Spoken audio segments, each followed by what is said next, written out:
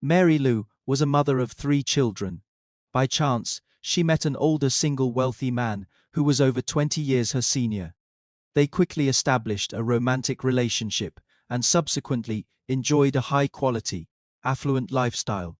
However, this happiness only lasted for more than a year before tragedy struck. Mary Lou mysteriously disappeared from the mansion without any warning. After the incident, the police launched a swift investigation. They uncovered complex family relationships and soon apprehended the murderer. Yet, the motive behind the crime came as a surprise to them. So what exactly happened? Hello everyone. Today's case took place in Washington Township of Michigan State.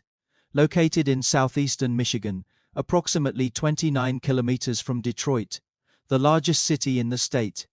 The population is around 25,000 people, and it is a charter township within Macomb County. The protagonist, Mary Lou, was born on the 17th of March 1957. At the time of the incident, she was 50 years old. Mary Lou was from the Philippines and had married a man named Johnson after coming to America. They lived in Michigan for many years and raised 3 sons together. Throughout their marriage, they enjoyed a good relationship, with Johnson doting on Mary Lou and rarely allowing her to work outside. However, everything changed in 2001, when Johnson tragically passed away due to cancer. From then on, the responsibility of raising 3 children fell solely on Mary Lou's shoulders. She had no relatives or friends in Michigan and could only barely make ends meet by taking on extra jobs. Despite their difficult circumstances, Mary Lou never gave up hope for a better future and promised her children that she would improve their lives. True to her word, their situation soon changed dramatically when Mary Lou met a man named Roger. Roger was a genius engineer and renowned entrepreneur who had earned his first fortune through patents before starting a factory and becoming a supplier to NASA. He lived a low-key life, with little personal information available, but it was clear that he had achieved financial freedom and was indeed a wealthy individual. Mary Lou and Roger initially had no connection until they were introduced by Roger's youngest son, Scott. One day while driving home, Mary Lou's car broke down, and Scott happened to be passing by and helped her resolve the issue. This led to them becoming friends, after which Scott introduced Mary Lou to his father, Roger. At that time, Roger was already 71 years old. A wealthy single man with plenty of free time on his hands. Despite their significant age difference, they developed mutual affection through frequent interactions, and eventually became romantic partners. Roger took care of Mary Lou and her children financially, providing them with an affluent lifestyle. In March 2006, 1 year into their relationship, Mary Lou and her 3 sons moved into Roger. He was generous, providing luxury items and new cars for everyone, even purchasing a $250,000 diamond necklace for Mary Lou. She and her children were grateful for everything. Roger provided and treated him with the utmost respect, as if he were family. However, this blissful life lasted only slightly over a year before Mary Lou disappeared without warning from the mansion in June 2007. On Friday, the 15th of June, after returning home from boarding school, her sons found their mother missing, and her phone turned off. They approached Roger for answers, but he was bedridden and unaware of the situation. Roger's house was large with many rooms, and he assumed Mary Lou was resting in one of them. Upon learning that she had not returned since leaving the previous day to handle some matters and plan a run nearby, Roger immediately contacted her friends. After failing to locate her, he reported the disappearance to the police on the 12th of June. Upon receiving the report, several officers arrived at Roger's residence for an investigation. He informed them that their relationship was harmonious with no conflicts prior to the disappearance. The last time he saw Mary Lou was the day before, when she mentioned handling some matters and planning a run nearby. Beyond this information, Roger could not provide any leads on her whereabouts or what she was wearing. Despite limited clues, the police launched an immediate investigation.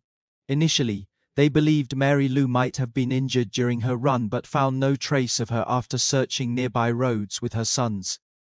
The next day, they expanded their search area without success. After ruling out injury from running, the police inspected Roger's Roger's residence and found nothing unusual in Mary Lou's room apart from missing personal items and passport. Considering she was Filipino, the police suspected she might have returned to the Philippines, but ruled this out after checking customs records. At this point, the police concluded that Mary Lou must be in danger, making her boyfriend, Roger, their primary suspect. However, interviews with Mary Lou's sons revealed that Roger cared for them both financially and emotionally, leading the police to rule him out due to his poor health condition. The investigation then focused on Mary Lou's relationships. They discovered that Roger's children strongly disliked her, viewing her as a gold digger who only approached Roger for money. A few months before the incident, they had forcibly expelled Mary Lou and her sons from their home while Roger was hospitalized. Initially believing it to be Roger's wish, she added his contact information to her blacklist, but reconciled after he criticized them upon discharge. This led to significant conflicts between Roger and his children, who harbored deeper resentment towards Mary Lou, and the police considered these individuals as suspects, but found no direct evidence against them, despite their suspicious behavior. Surveillance revealed no connection to the case, thus ruling out this possibility. With no suspects left, the investigation hit a dead end until they received crucial information from Roger's housekeeper and friend of Mary Lou, Tanya. She reported missing expensive jewelry, including the $250,000 diamond necklace that Mary Lou rarely wore except for special occasions. This led to suspicion over the connection between the missing items and her disappearance. The police then focused on workers at Roger's residence. David, a long-term repairman employed by Roger, came under scrutiny due to his frequent borrowing of money without repayment. A few days before the incident, he had requested an additional $50,000 from Roger, offering free repairs in return until his debt was cleared. David's financial situation and access to Roger's residence led police to suspect him further. He claimed he repaired a jacuzzi at Roger's house on the day of the disappearance, when Mary Lou was preparing to leave. She instructed him not to disturb Roger, who was resting, but left shortly after their brief conversation. When David returned later, he could not reach Mary Lou and left around 2 p.m. David became the last known person to see Mary Lou alive before her disappearance. His refusal to answer further questions raised suspicions, leading to surveillance of his movements. Through cell phone tracking, police found that David had visited a nearby gas station and Cass Lake after leaving Roger's house. Surveillance footage from the gas station revealed bloodstains on David's clothes, while he was seen cleaning his truck at a car wash. Shortly after questioning by police, items with blood stains were found in garbage discarded by him, initially believed to be related to Mary Lou, but later identified as animal blood. Despite this setback, evidence pointed towards David's involvement. Police stopped him under the pretext of traffic violations and discovered diamonds in his vehicle, which matched those from Mary Lou's missing necklace. Faced with overwhelming evidence, David confessed to the crime after a phone call with his mother. According to David, he had squandered Roger's investment funds and sought various ways to repay the debt, including overcharging for repairs.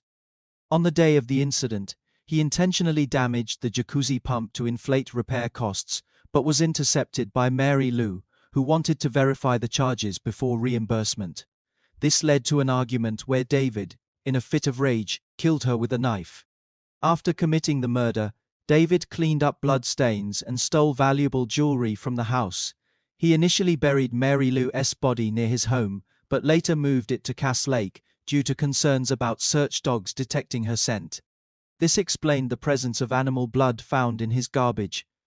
Mary Lou's body was recovered from Cass Lake based on information provided by David, confirming her death as a result of violent injury consistent with his account. In June 2008, 1 year after Mary Lou's murder, David Wright was sentenced to life imprisonment, without parole for the crimes of murder, kidnapping, and theft. A few days later, Roger died at the age of 73, due to illness.